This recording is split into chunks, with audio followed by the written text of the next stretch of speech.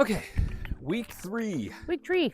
Week twee. Tres. As the boys say. Trois. That's what they say. All right, cheers. All right, let's see. So, It's water. It's not that exciting, but cheers anyway. cheers.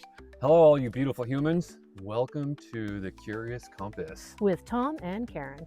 I'm Tom, and that's Karen. Today, yeah, we'll go with that one today. Yeah, we're wrapping up week 3, and so we're just going to go through what we had, the amazing things we saw. We left Hot Creek, all the hot springs, which was amazing.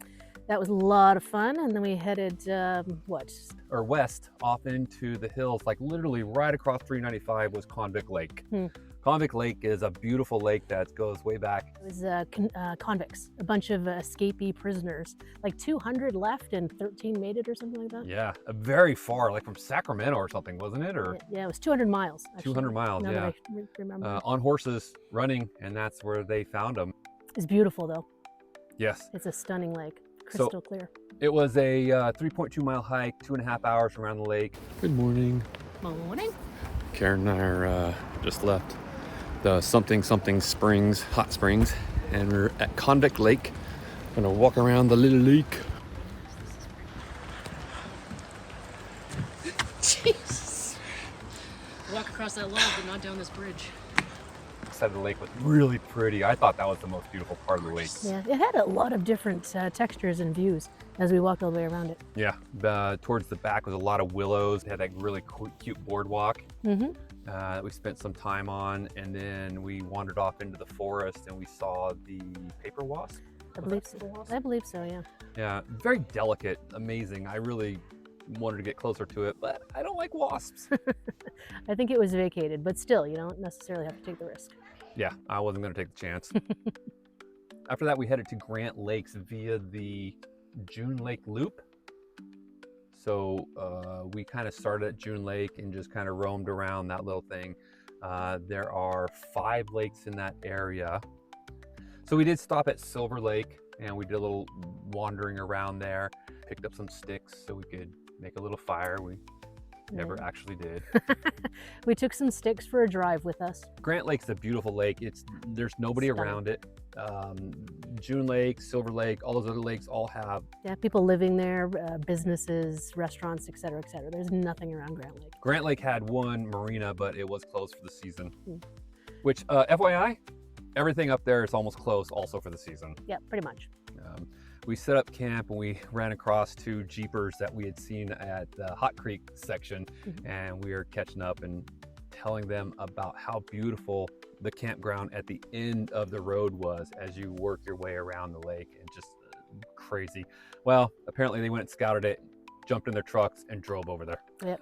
So we had the place all to ourselves. We had company, and they were quite a ways away. They were a lovely couple too. I quite enjoyed chatting with them. Yeah, very nice. This Grant Lake is also where we did the A-roll for week 2. So that's that beautiful black background with a lovely lake.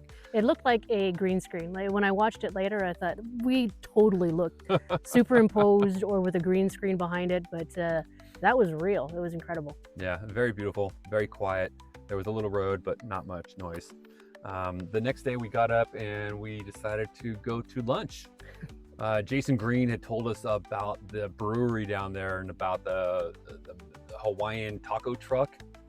It's a have to go to. Yeah, have to go to. Thanks, Jason. Yeah, thanks, Jason. Well, apparently they're closed 4 days a year, and this was one of them. We are so good. Our timing is impeccable. Yeah, and so then we Yelped some other places. We're like, oh, this Mexican place has got amazing reviews. Everybody raves for it. Closed. Closed for the season, for the curb season. Decided to go to Tiger Bar and Grill. Yes. It was a good decision, though. The fates pushed us to where we should have been. Yes. The most amazing onion rings I can say I've ever had. At least the top 2% of onion rings. I've eaten a lot of onion rings. And these were phenomenal onion rings. And we had the turkey BLT. Yes. Yeah, that was really good too. Yeah, delicious. The waitress was lovely and recommended that we have the light rye. That trip took us 13 miles down 395 from Grant Lake. Initially we were going to do dirt, but it was just too washboardy. Would have taken like twice, if not 3 times longer. So long. But the electric bikes, man, just scoot right along. Everybody on 395 was super courteous. all the rigs pulled over. Everybody gave us plenty of berth. And there was a big shoulder too, so Yes. there was no concern at any point, Yeah. other than maybe the bike's running out of power. Yeah, which got really close. We thought we were going to be pedaling that last section, but after that, we stayed 2 nights there. We collected some water. We did some things. I can't find the video, but if we do, it'll be right here. After that, we left Mono Basin Museum. Kind of cool. I mean, I just like old equipment. Karen dug the upside down house. Yep, it was closed, but we were able to, you know, walk around it, read the plaque, and look through the window. Big old jaw crusher. A jaw crusher. I mean, who doesn't need a jaw crusher? Yeah, who would volunteer for a jaw crusher? Oh, come on in. We're gonna crush your jaw. And the old, they had an old steam shovel. Not steam shovel, sorry, not a steam shovel. It was a gas shovel. Big distinction because it was towards the edge between steam and gasoline, as you'll see from the pictures. This steam shovel was designed originally to dig a canal that was going to be 30 miles long to irrigate someplace long. Well, they got 7.5 miles into the dig, and they found out that the water would only go 2 miles in the soft sand before it's completely absorbed. So they couldn't, I guess they never had planned on lining the canal, but they eventually abandoned it because they just couldn't carry water. Canal couldn't carry water. A canal that can't carry water is not much of a canal. Nope. But the gas power shovel is just amazing piece of equipment from long time ago's. And you can see all the welds and the repairs and the strong backs that they put in there to keep the winches, you know, in the chassis. It was really cool. Then after that, let's see. Travertine? Yep. Travertine, yeah. So we should have started at the Travertine Hot Springs and gone to Mono Lake, but that was not what we did. So That's not the path we chose.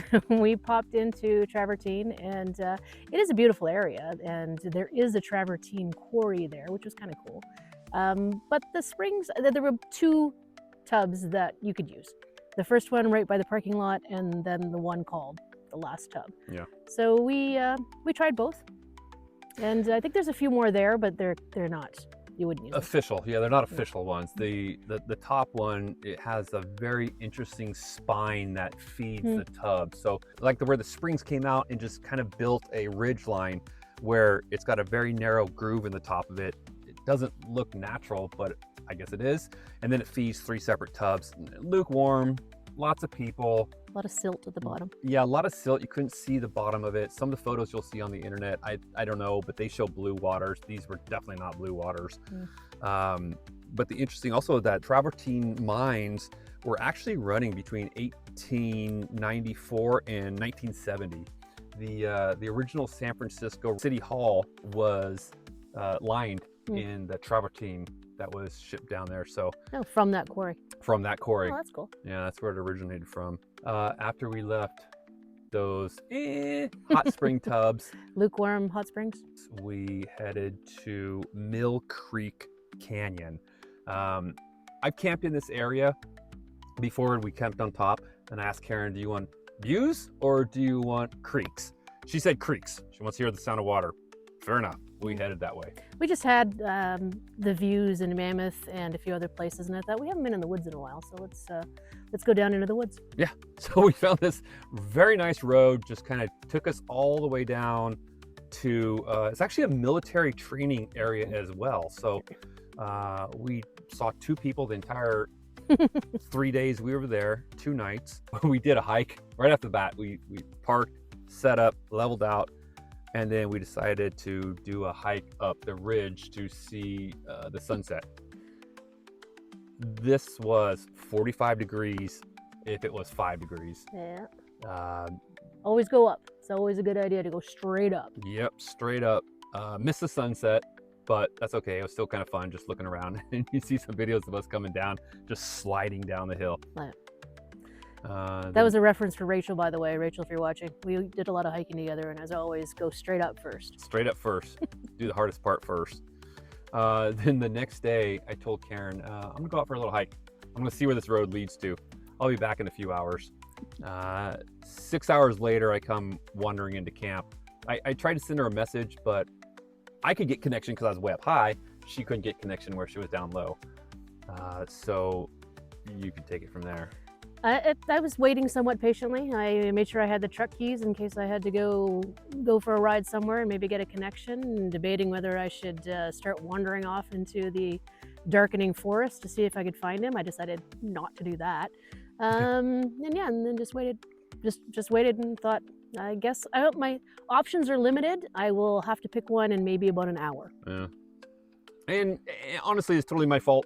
The trail kept calling, and it just every corner led to another adventure, and I was lost track of time.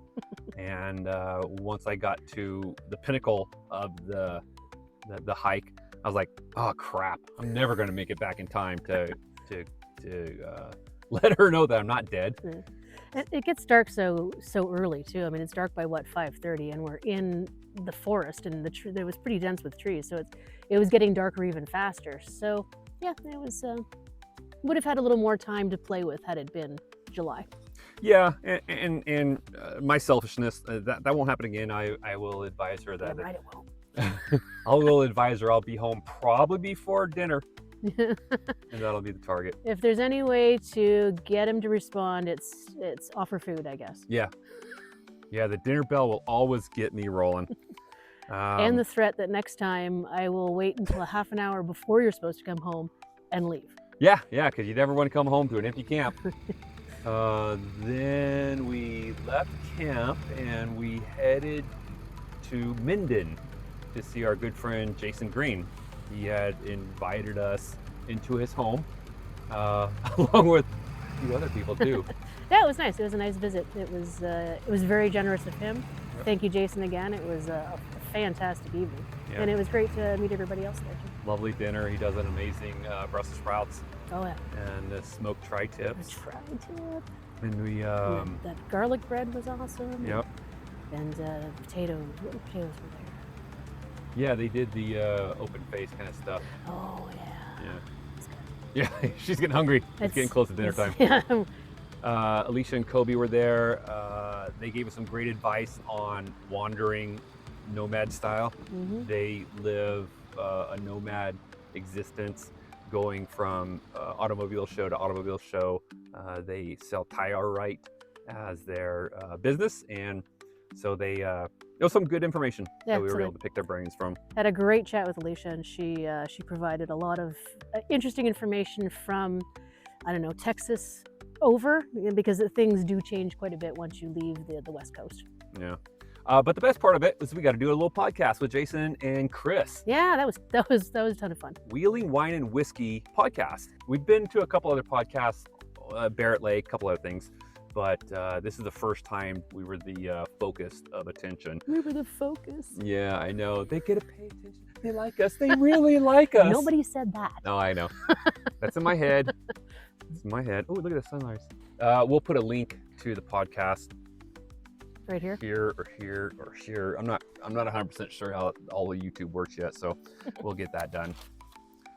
After that, we headed back home. Basically, we headed back home. Back to Modesto. Yep, we headed back to Modesto, where we had some family stuff we had to attend to. As soon as we got there, Xa and Clint said, "Hey, come with us. We're going out drinking." Hard to refuse. Yeah, no, that sounds horrible. Yeah. Hard to refuse an invite like that. And they're great to hang out with. We love both Clint and Lisa. They're all of them and their friends and everybody else all around. So it was all a good time. So that was about it for that week. So all in all, it was a great week. We were having so much fun on the road, and being able to document this all for our friends and family and our subscribers. Yep. If you like the content, if you watched as far as you have right now, hit the subscribe button and join us. We'd love the company. And some feel free in the comments to give us some recommendations about where we might be heading to next as well. Or if there's a space that you would actually like to go see yourself but haven't had a chance or not sure, maybe we swing by that for you and take a look and give you a little bit of a sneak peek for yourself. Yeah, for sure. Anyway, thanks for watching. Happy trails. See you out there.